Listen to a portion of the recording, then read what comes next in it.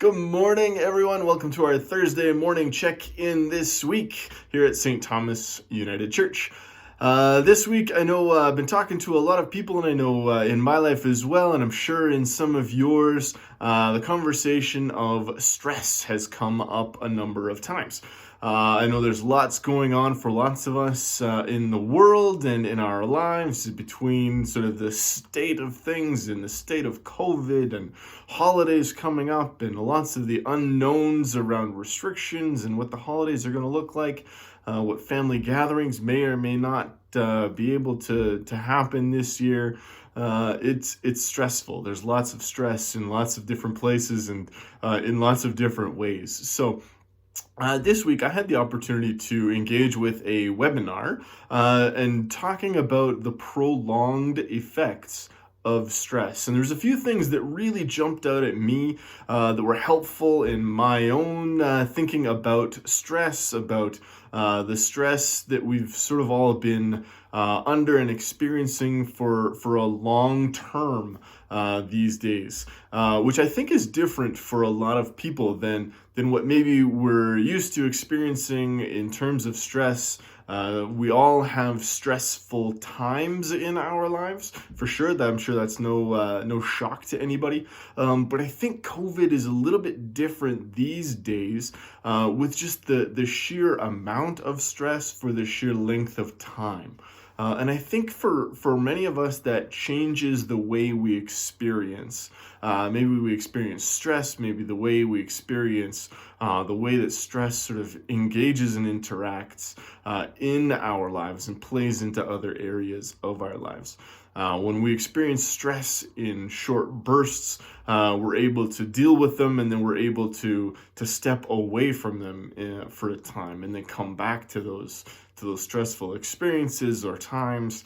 And there's a seasonality to those things. There's a rhythm to those experiences. But what happens when we can't seem to escape that stress in our lives? What happens when those experiences just continue to be stressful for us and in our experiences? And this webinar for me was very interesting in that the presenters, what they were talking about was the ways that we actually acclimatize to the stress, the way that we normalize the sheer volume of stress in our lives. We take on that stress, and that stress then begins to have a normalizing effect. So what's interesting about that for me and what they were talking about was that not only do we normalize and sort of internalize this level of stress, but then even when we are able to take time away to step back from some of those stressful things, we actually, the level of stress in our lives actually diminishes, but it actually seems unnaturally diminished. So we actually, being acclimatized to stress, then being able to step away or take a day off or do those sorts of things, those things don't actually tend to have the resting impact, the normalizing impact, the positive impact that they used to in our lives. I don't know if that's the case for you, but I know I've experienced that with the level of stress in my life and in the world and all those sorts of things. When I'm actually able to take a day to step back, all of a sudden it seems weird to me. It seems unnatural almost, until I can get back into the rhythm of stress again, which is not really what we're trying to do. And yet that's what happens when we become normalized and acclimatized to this stress. So how do we sort of unpack those sorts of things? We become acclimatized to the anxiety, to the stress, to those hormonal reactions in our brains and in our bodies. But when we're able to take a step back, all of a sudden it doesn't have that positive impact that it used to. So then we get hard on ourselves again. That we were able to take a day off, or we were able to do something in particular, and lo and behold, it just didn't feel the same as it used to. And then we've sort of become demoralized because of that. So what they were talking about is how do we engage in this webinar? How do we engage in recognizing that normalization process? How do we intentionally create space, not in a day or in a time, but how do we create moments throughout the day to take a step back, to take a deep breath, to check in with ourselves, to check in with our own mental headspace? How do we helpfully create those micro breaks rather than take a day off when a day off doesn't really help us in the way that it used to? One of the things that they really suggested was taking a look at mindfulness practices. In the Christian church, we talk about prayer life, we talk about meditation, all those sorts of things. But one of the things that they reminded me of, and this is something I used to do and have sort of fallen away from it, is a Jesuit practice called the examen. And the examen is really sort of taking a thoughtful stock of the day. And so normally at the end of the day, you sort of create space, you think about very intentionally, and you pray, and you sort of ask the Spirit to come back and walk you through the day that was. The day that was, where were those high points? What were those things that filled your spirit?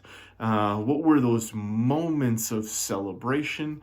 And how do we intentionally prepare ourselves, our minds, our lives for tomorrow to engage more effectively, more intentionally in those things that filled us up? And likewise, asking the Spirit to walk us back through the day and finding those things that diminished our spirit, that diminished our sense of vitality, that diminished our sense of living life, and how do we maybe make amends for those things? How do we intentionally think, oh, what was it that didn't fulfill me in those experiences?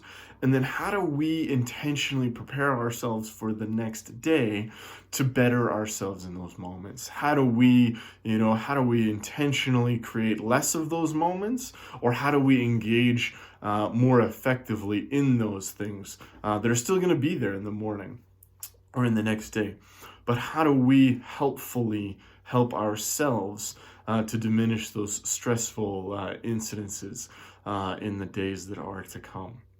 So I don't know if that's helpful for you. I know that's something that I certainly have done in the past, and I know that I have fallen away from some of those things. So my plan for these next few weeks into this Advent season is to try to get back into that rhythm of creating those micro breaks throughout the day, to breathe deeply, to sort of try to take a stress break more often, as opposed to carving out a chunk of time that sometimes seems unnatural in the rhythm of the week, and to get back into that examen, that daily practice of pausing, of walking back through the day, of lifting those high points up, and examining closely those low moments and how I might more effectively engage in the days to come. As well, some of the other things that we talked about in this webinar was how do we create that safe space to examine what we're feeling, to notice what we are noticing in times of stress. Maybe we're not eating as well as we could. Maybe we're not drinking enough water. Maybe we're not sleeping as well. Maybe we're not intentionally connecting with those friends, those family members, those folks that have that filling up in our spirit, that are positive impacts in our lives. And maybe those things that we're so busy, we're so engaged in what we need to do, that sometimes we don't engage in those things that fill us up in the same way. So notice what we are noticing what we are missing, and going back and lifting those things up. Maybe writing post-it notes about, make sure to drink your water, set an alarm. Movement for me is a big thing. So I went out and I spent some money and I bought a Fitbit, the Fitbit that buzzes and reminds you to move every hour on the hour. And when I haven't been moving enough through that hour, it reminds me, and I take a bit of a walk, just 5 minutes, just walking around and taking an intentional step away, breathing deeply. What are those things that you are noticing that you're missing, that you're noticing that you're noticing? And to create those reminders in your own life. How do we break up? How do we take some time? Not only at the end of the day, or not only at the end of the week, or at the end of the month, or when we can, carve out those blocks of time, but how do we create those moments throughout our experience of things?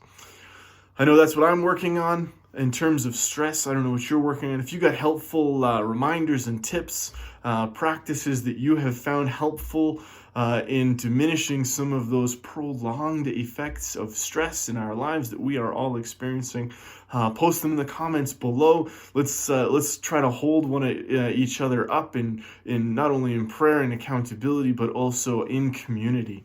How do we care for one another as the people of the Church of St. Thomas United Church, and as Christians in this journey?